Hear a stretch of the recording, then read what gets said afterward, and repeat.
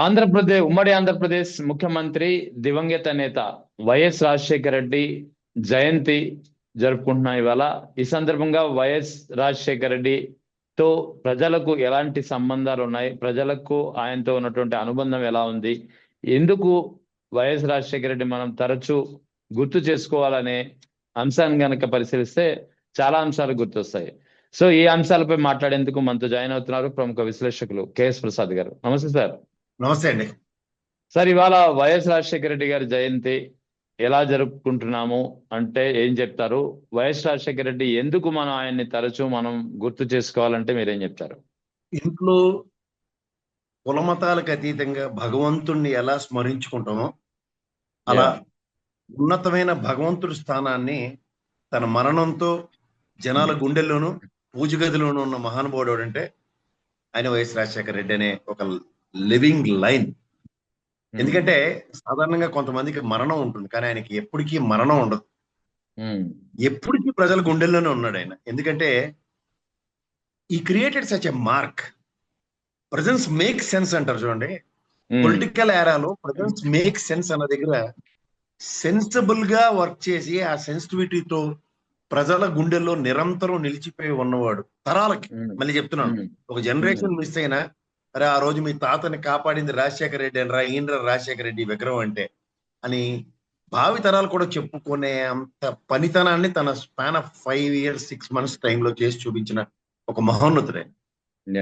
చాలా మంది మీరు ఇందాక అంటున్నారు ప్రజల గుండెల్లో ఉన్నారు చిరస్మరణీయంగా అంటే, ఆయన చేసిన పనులు సార్ అలా చిరస్మరణీయంగా ఉంచగలిగి ఆయన పనులు ఒక్కొక్కటి, ఆయన ఆరోగ్యశ్రీ అనండి, లేదా ఉచిత విద్యుత్ అనండి, శత్రువు కూడా ఇలాగ తలెత్తి శభాషణ. ఇప్పుడు మీరు చూడండి మిర్చి సినిమాలో చూడండి, ఆ గుండె ఆకూడదురా, అగోడి గుండె అయినా సరే ఆ గుండె బతకాలరా అని లాస్ట్ బెనర్జీ గడు డైలాగ్ ఉంటుంది. అవునవును. సో ఆ డైలాగ్ కి పర్ఫెక్ట్ యాప్ట్ అవడంటే రాజశేఖర రెడ్డి గారు. ఎగ్జాక్ట్లీ. ఎందుకంటే గుండె చప్పుడు ఉన్నంత కాలం, బట్ అన్ఫార్చునేట్లీ ఆ గుండె ఆగిపోయింది, మన దురదృష్టం. ఆ గుండె ఆగింది సార్. ఆ గుండెతో ఎంతో మంది గుండె బతికుంది. అవునవును, ఎగ్జాక్ట్లీ, అంతే, అది కరెక్ట్. రాజశేఖర రెడ్డి గారు అనే వ్యక్తి వాళ్ళ మరణించిన తర్వాత కూడా ఎవడైనా అడగండి, ఎవడైనా ఏం మాట్లాడతాడో చూడండి ఒకసారి. వాళ్ళ రోడ్డు మీద విగ్రహాలు పెట్టే స్థాయికి ఒకళ్ళు పెట్టినా పెట్టకపోయినా అన్న దగ్గర గుండెల్లో గుడి కట్టుకున్నవాడికి రోడ్డు మీద విగ్రహం పెడితే జస్టిఫికేషన్ ఎలా ఉందో చూడండి ఒకసారి. ఇవాళ మీరు చూడండి, రాష్ట్రంలో రామారావు గారికి ధీటుగా రాజశేఖర రెడ్డి గారి విగ్రహాలు కూడా ఉంటాయి. అవును, ఎందుకంటే వాళ్ళ అలా చిరస్థాయిగా ఉండిపోయిన లీడర్లు. బికాస్ బ్యూటీ ఆఫ్ డెమోక్రసీలో ప్రజల కోసం పరితపించడం అన్నది ఉంటుంది చూడండి, అది రేరెస్ట్ గా జరుగుతుంది. నా కోసం చచ్చారు దిక్కుమాల రాజకీయ నాయకుల మధ్యలో ప్రజల కోసం అని బాగా తాపత్రయపడేవాడు ఉంటాడు చూడండి, ఆయన రాజశేఖర రెడ్డి. ఆయన రాజశేఖర రెడ్డి చూడండి. ఇవాళ మీరు ఆయన ఎందుకు గొప్పవాడు అంటారు తెలుసా సార్? చంద్రబాబు గారు చూడండి, మొన్న ఏదో చెప్తూ నాదెంత 1,00,000 కోట్ల ఆస్తి నాదని చెప్పాడు గర్వంగా. అలా రామారావు గారిని తీసుకోండి, 6 కోట్ల ఆంధ్రులు రా నా గుండె చెప్పుడు అన్నాడు. అలా రాజశేఖర రెడ్డి గారు సమైక్య రాష్ట్రంలో ఉన్న ప్రతి గుండె చెప్పుడు అయిందే అన్నాడు. వాళ్ళు సంపాదించుకున్న ఆస్తు ప్రజల గుండెల్లో స్థానాన్ని. బహుశా అందుకే ఆ గుండె ఆగిందని చెప్పి దాదాపుగా 600 గుండెలు ఆ గుండె చెప్పుడు ఆగిపోయింది. అదే సార్, ఇప్పుడు మనకేంటంటే కొన్ని బలిదానాలతో, ఇప్పుడు వైజాగ్ స్టీల్ ప్లాంట్ ఉంది, అమృతరావు గారి ప్రాణత్యాగంతో రాష్ట్రం నలుమూలల నుంచి 33 మంది చనిపోయారు. ప్రాణత్యాగాలు చేస్తే ఏర్పడిన వైజాగ్ స్టీల్ ప్లాంట్. అలా ఓ మహోన్నతుడికి తన ప్రాణాలను బలిదానం ఇచ్చిన ఓ మానవీయతను చాటుకున్న మహనీయులు. ఎందుకంటే ఇవాళ ఉన్న రీసెంట్ పాస్ట్ లో ఒక నాయకుడు ఎలివేషన్స్ తో బతుకుతున్న దగ్గర, ఎలివేషన్ పరిమితం అవుతున్నారు ఈ రాజకీయ నాయకులను చూస్తున్న దగ్గర, ప్రజల గుండెల్లో ఎలివేషన్స్ ఎలా ఇచ్చుకున్నారు రాజశేఖర రెడ్డి గారిని చూడండి ఒకసారి. చిరస్థాయిగా ఎలివేషన్స్ ఇచ్చుకున్నారు రాజశేఖర రెడ్డి గారు అంటే ఆయన లేటోడి రాజకీయ చరిత్రలో నా భూతో నా భవిష్యత్తు అని చెప్తారు. అది ఒక లెగసీని క్రియేట్ చేయడం, ఒక మార్క్ క్రియేట్ చేయడం. ఇవాళ మీకున్న పరిస్థితుల్లో మళ్ళీ చెప్తున్నాను సార్, ఏ రోజైనా ఉండని నిద్రలేపు అడగండి, మరి రాజశేఖర రెడ్డి గారు ప్రభుత్వం వస్తుందా అని అడుగుతారు. అవును. ఎందుకు అంటే ఆయన ప్రజల కోసం, ప్రజల చేత, ప్రజల వలన అన్న ప్రజాస్వామ్య అభిర్వేషంలో ప్రజల్ని తన గుండెల్లో పెట్టుకున్నాడు. అందుకే ఆయన మరణం తర్వాత ఆయన్ని ప్రజలు గుండెల్లో పెట్టుకున్నారు. ఎగ్జాక్ట్లీ. అధికారం 5 సంవత్సరాలు ఇచ్చిన తర్వాత ఏదో తూతూ మంత్రంగా చేసి పారిపోవడం కాదు సార్. ఉమ్, రాజశేఖర రెడ్డి గారు మరణించి 20 సంవత్సరాల పైచీలకైనా సరే 2 decades ఒక ఆరోగ్యశ్రీని ఎవడు ముట్టుకోలేకపోయాడు. ఒక ఉచిత అంతే కరెంట్ కదా. వాళ్ళ రాష్ట్ర విభజన జరిగిన తర్వాత కూడా 2 స్టేట్లు ఎవడు ముట్టుకోలేకపోతున్నాడు. ఉమ్, ఇవాళ అంబులెన్స్లు కొయ్యి కొయ్యి అనగానే ఎవడైనా వెనక్కి తిరిగి చూసి రాజశేఖర రెడ్డి గారిని తలుచుకుంటాడు తప్ప ఇంకోటి తలుచుకోడు. ఉమ్, అది ప్రైవేట్ అంబులెన్స్ అవనండి 108 అవనండి. అవును. సో ఇలాంటివి సార్ ఎప్పుడైనా సరే ఒక చూడండి రామరాజ్యం అంటారు, అలాగా రాజశేఖర రెడ్డి యుగం అది. నిజానికి రాష్ట్రంలో చాలా మంది ముఖ్యమంత్రులు పనిచేశారు.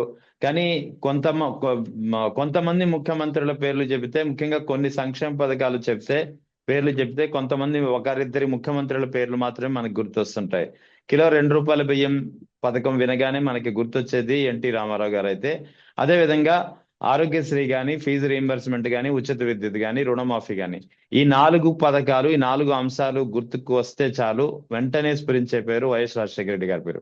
అంటే ఇక్కడ నెక్స్ట్ వచ్చే ప్రభుత్వాలు కూడా ఆ పథకాలని నిర్వీర్యం చేయలేని పరిస్థితి, కొనసాగించక తప్పని పరిస్థితిని క్రియేట్ చేసినటువంటి పథకాలు ఆ మహానేతలు.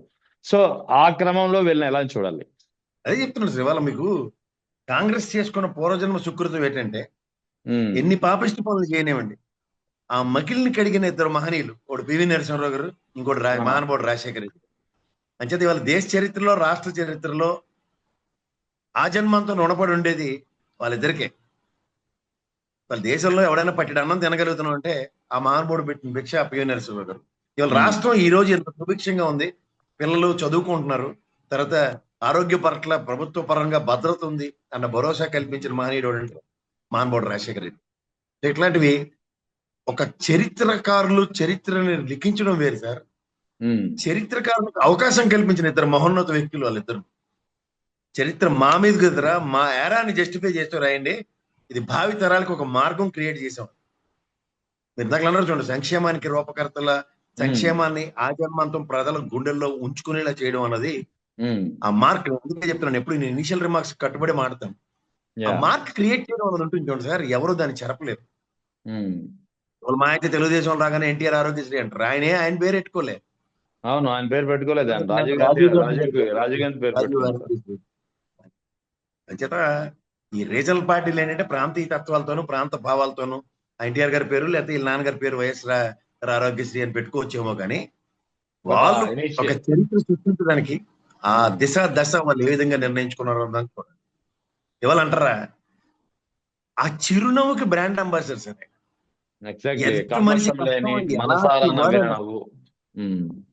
ఆయన నవ్వి పలకరిస్తే చాలు సార్, వాడి జన్మ ధన్యం అయినట్టు. సాధారణంగా సార్ ఇప్పుడు చూడండి, మన ఇంట్లో మన అమ్మ నాన్న ఎవరైనా సరే మనం ఏదో ఇబ్బంది పడుతున్నాం అనే విషయం గ్రహించేస్తారు, ఏమి కాకుండా చెప్పకుండానే గ్రహిస్తారు. ఆ స్థాయిలో ఒక రాజకీయ నాయకుడు ఎదుటి మనిషిని చూసి తన కష్టాన్ని గ్రహించే సామర్థ్యం చరిత్రలో ఒక రాజశేఖర రెడ్డి గారికి ఉంది. ఎందుకంటే ఆయన ప్రజల చిక్కుకున్న శిల్పం. ఆయన మాకు రాజకీయ నాయకుడు ఇలా కావాలి అని ప్రజలు లిఖించుకుని చెక్కుకుంటే దాంట్లోంచి వచ్చిన అవుట్కమ్ ఆయన. సాధారణంగా అందరూ పాదయాత్రలు చేశారు, కానీ మా నాయకుడు ఇలా ఉంటే పాదయాత్ర సారాంశంలో అంటే ప్రజల కష్టాలకి నాయకుడు అన్న దగ్గర ప్రజల చెక్కిన శిల్పం మహానుభావుడు రాజశేఖర రెడ్డి. కాబట్టి చూడండి, ఇవాళ మీరు చరిత్రలో రామారావు గారి పాదయాత్ర కూడా, ఆయన బస్సు యాత్ర చైతన్య రథం మీద చేసిన దగ్గర కూడా ప్రజల కష్టాలు చూసి ఆయన బ్రహ్మాండమైన సంక్షేమ మార్గాలు క్రియేట్ చేయగలిగారు. ఈయన ప్రజలు పడుతున్న వ్యతలకి శాశ్వత పరిష్కారం రూపంలో ఫీజు రీయింబర్స్మెంట్ అయినా తక్కువ సార్. ఎంతమంది ఇంజనీరింగ్ విద్యార్థులు ప్రొడ్యూస్ కరెక్టే. అంతకు ముందు కర్ణాటక వెళ్ళి చదువుకునే వాళ్ళు చాలా మంది. ఎక్కడ సార్ మనకి ఆ ఇంజనీరింగ్ ర్యాంకులు రాగానే 100-150 మందితో తేలిపోయేవాళ్ళం మన చిన్నప్పుడు. ఆ తర్వాత పాలిటెక్నిక్ ఎంట్రన్స్, దాన్ని ఒక 500 మంది 1000 మంది ఉండేది. తర్వాత BCom, BA, BSc physics, BSc chemistry, ఇదే కదా అంతే. ఇవే ఆ మొనాటమీని బ్రేక్ చేసి ఒక దాన్ని ఏమంటారంటే ప్రజల్ని ఒక రాళ్ల కింద ఉన్న రప్పల కింద ఉన్న వాళ్ళని మలిచాడు ఆయన ఒక ప్రొఫెషనల్ స్కిల్స్ ఇచ్చి. నిజంగానే ఇప్పుడు జనరేషన్ కి తెలియకపోవచ్చు, కానీ ఆ కాలంలో అంటే వైఎస్ రాజశేఖర రెడ్డి గారు ఫీజు రీయింబర్స్మెంట్ ప్రవేశపెట్టే సమయానికి ఇంజనీరింగ్ విద్య అనేది చాలా దూరపు విద్య, చాలా మందికి విద్య అందని విద్య మిథ్య. ఇంజనీరింగ్ విద్య అంటేనే ఒక మిథ్య. చాలా మందికి అందరికీ అంత సులువుగా అందే విద్య కాదు. అటువంటి ఇంజనీరింగ్ విద్యను కూడా ఆ ఫీజు రీంబర్స్మెంట్ పుణ్యమా అని చెప్పి అందరికీ సులువైన మార్గంగా చేసి పారేశారు వైఎస్ రాజశేఖర రెడ్డి అంటే. ఎలాంటి సందేహం లేదు కదా. సార్. మీరు నమ్మరు, నేను పనిచేస్తున్న ఆఫీస్ లో నాకు రిపోర్టింగ్ చేసే డ్రైవర్లు వీళ్ళందరూ ఉండేవారు. వాళ్ళ పిల్లలందరూ ఇవాళ ఏ స్థాయిలో ఉన్నారు తెలుసా సార్? యా. సౌత్ కొరియాలో, జర్మనీలోను, యుఎస్ లోను పనిచేస్తున్నారు. కానీ దానికి కడుపును పుట్టిన తండ్రి చేసిన పని ఏంటో తెలియదు, నేనేం పని చేశానో కాదు తెలియదు. మాన్బోర్డు రాజశేఖర రెడ్డి గారు చేసిన fee reimbursement magic. Campus recruitment లో సెలెక్ట్ అయ్యి అత్యున్నత శిఖరాలు అందుకుంటున్నారు. ఇది ఎవరి వల్ల అంటారంటే చాలా మంది విజనరీ, దార్శనికుడు ఇలాంటివన్నీ చెప్తూ ఉంటారు చంద్రబాబు నాయుడు గారికి. అవును. ఈయన ఎందుకు అనరు నాకు ఎప్పటికీ అర్థం కాదు. అదే కదా, చరిత్ర అలా రాసేస్తుంది, వక్రీకరిస్తున్నారు వీళ్ళు.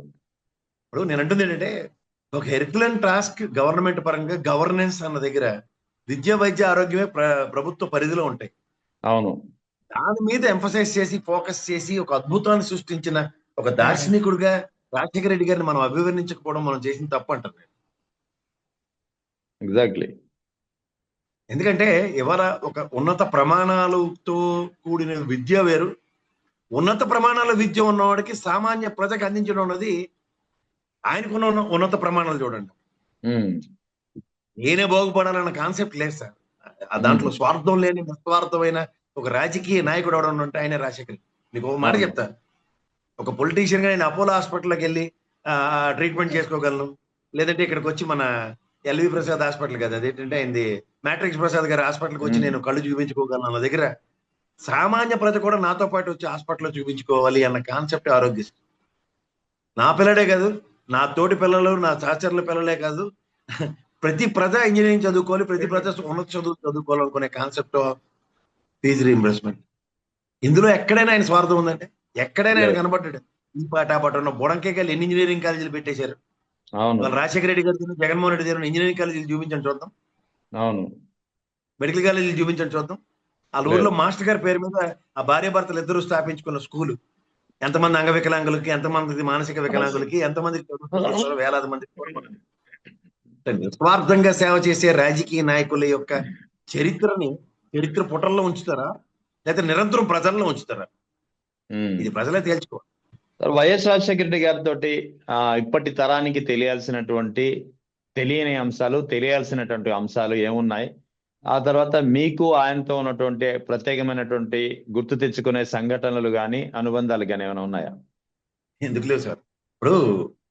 ఇప్పుడున్న జనరేషన్స్ లో గుడ్ గవర్నెన్స్ అనే కాన్సెప్ట్ లో గవర్నమెంట్ రెస్పాన్సిబిలిటీస్ ఏంటి అన్నది ఒకసారి కట్టుబడగలిగితే, ప్రభుత్వ ఆరోగ్య వసతులు కల్పించిన హాస్పిటల్ని, ప్రభుత్వ మెడికల్ కాలేజీని ప్రైవేట్ పరం చేస్తారంటేనే ఇప్పుడున్న ఏ తొటిగంగి రాజకీయ నాయకుడికి రాజకీయ ఆదర్శాలు లేవని అర్థం. వీళ్ళకి ఏంటంటే మనం చెప్పేది రాజశేఖర్ గారికి ఏమని పోలుస్తాం? విద్యా ప్రమాణాలు పెంచడానికి ఆ కొడుకు చేసిన నాడు నేడు స్కూల్ పరివర్తనతో మిగిలిన స్కూల్ రివ్యాంప్ చేసి ప్రభుత్వ విద్యా సంస్థలనే పరిరక్షించాలన్న కాన్సెప్టే లేని ఈ ప్రభుత్వ చిత్తశుద్ధికి ఎవరితో ఎవరిని కంపేర్ చేస్తాం? అంతేత ఈరోజు ఒక మహనీయుడు ఒక రాచ మార్గాన్ని రాజకీయ వ్యవస్థకి ఈ విధంగా క్రియేట్ చేస్తే దాంట్లో ముళ్ళేస్తున్నారు, దాంట్లో రాళ్ళు రప్పలు వేస్తున్నారు. కానీ రోడ్డు శాశ్వతంగా ఉంది. అది పొక్కలెండర్ పెట్టి క్లీన్ చేస్తే ఎంతసేపు? అది రాత్రులు క్లీన్ చేస్తుంటాయి మున్సిపల్ కార్పొరేషన్ మిషన్లు, అవి తీసుకెళ్లి క్లీన్ చేస్తే ఎంతసేపు అవుతుంది? అంచేది 5 సంవత్సరాల టెన్యూర్ లో మీరు ఎంత రాళ్ళు రప్పలేసి ముళ్ళు మొక్కలు వేసినా సరే తర్వాత జరిగేది శాశ్వత పరిష్కారాలు. శాశ్వత పరిష్కారాల దగ్గర ప్రతి దగ్గర ప్రజ ఉన్నారు అనుకోండి, ఈ ప్రజాస్వామ్యంలో ప్రజలే ప్రజాస్వామ్యాన్ని పరిరక్షించుకుంటారు. ఒకసారి విఘాతం కలిగించవచ్చు ప్రజాస్వామ్యాన్ని, ప్రతిసారి విఘాతం కలిగిస్తారన్న కాన్సెప్ట్ లో ఎంతమంది ఉన్నారో నాకు తెలియదు, కానీ చాలా తప్పు, ముమ్మూర్తుగా జరగదు కూడా. రాజశేఖర రెడ్డి గారితో మీకున్నటువంటి ప్రత్యేకమైన గుర్తు తెచ్చుకునే సంఘటనలు, మీతో ఆయనకు ఉన్నటువంటి పరిచయం కావచ్చు, ప్రత్యేకంగా మీరిద్దరూ కలుసుకున్నటువంటి సందర్భాలు కావచ్చు, సంఘటనలు కావచ్చు, ఆయన గురించి ఒక్కటి చెప్పగలను సార్. ఆయన కలిసిన తర్వాత నా మార్గం రాజమార్గం అయింది. ఎలాగా?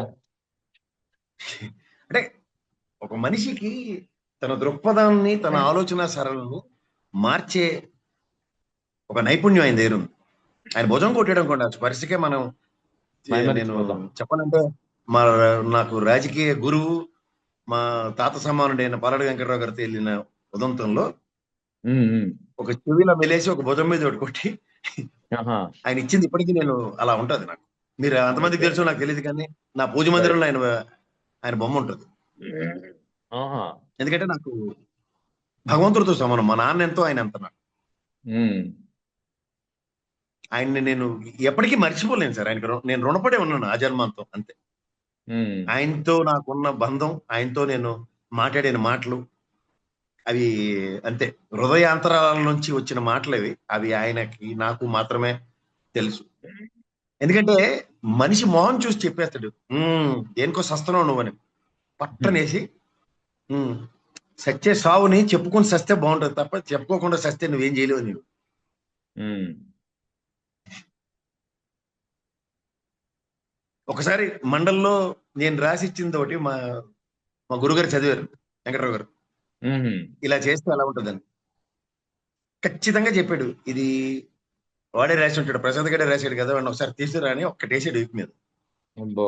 బతకనిస్తావా రాజకీయ నాయకులు, బతకనివ్వవా అని. ఉమ్, అది నేను మర్చిపోలేను. అంతే. ఉమ్. ఆయన వాత్సల్యం సార్, అంతే, ఒక తండ్రి ప్రేమ అంతే. ఆయనకు రుణపడి ఉండవలసిందే అంతే.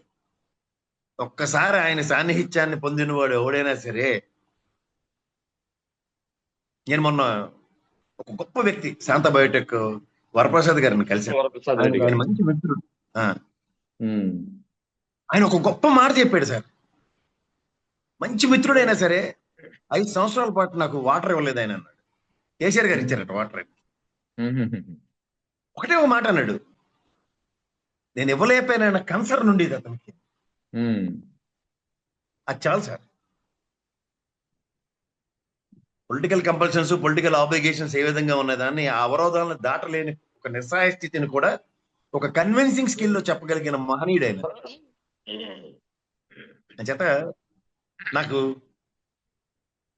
నా ఈ రాజకీయ ప్రస్థానంలో కొంతమంది గొప్ప గొప్ప వ్యక్తులను కలిసే అదృష్టం జరిగింది. అది నేను రాజశేఖర రెడ్డి గారిని కలిసిన అదృష్టం అయితే పూర్వజన్మ సుకృతం. నాకు చాలా ఇష్టమైన వ్యక్తి ఆయన. ఉమ్. నాకు చంద్రబాబు గారు కూడా ఇష్టమే కానీ కంపేర్ చేయలేను. అంటే నాకు పొలిటికల్ ఏరాలో కొంతమంది, ఇప్పుడు మనం కొంతమందిని చూసి, నేను అంజయ్ గారిని చూశాను, విజయభాస్కర్ రెడ్డి గారిని చూశాను, నెక్స్ట్ రోసయ్య గారి ప్రభుత్వం చూశాను, కిరణ్ కుమార్ రెడ్డి గారి ప్రభుత్వం చూశాను, బ్రహ్మానంద గారి ప్రభుత్వం చూసాం. అవన్నీ రాజకీయాల ఇంట్రెస్ట్ లో ఉన్నప్పుడు ఇవన్నీ చూసిన తర్వాత certain people are created marks. ఆ బెంచ్ మార్క్స్ ని ఎవరు రబ్బర్లతో చెరపలేరు సార్. అవును. సో వాటి వలన మనం ఆ నాయకుల్ని మనం అజన్మంతం చిరస్మరణీయులని వాళ్ళని అలా స్మరించుకుంటూ ఉండడం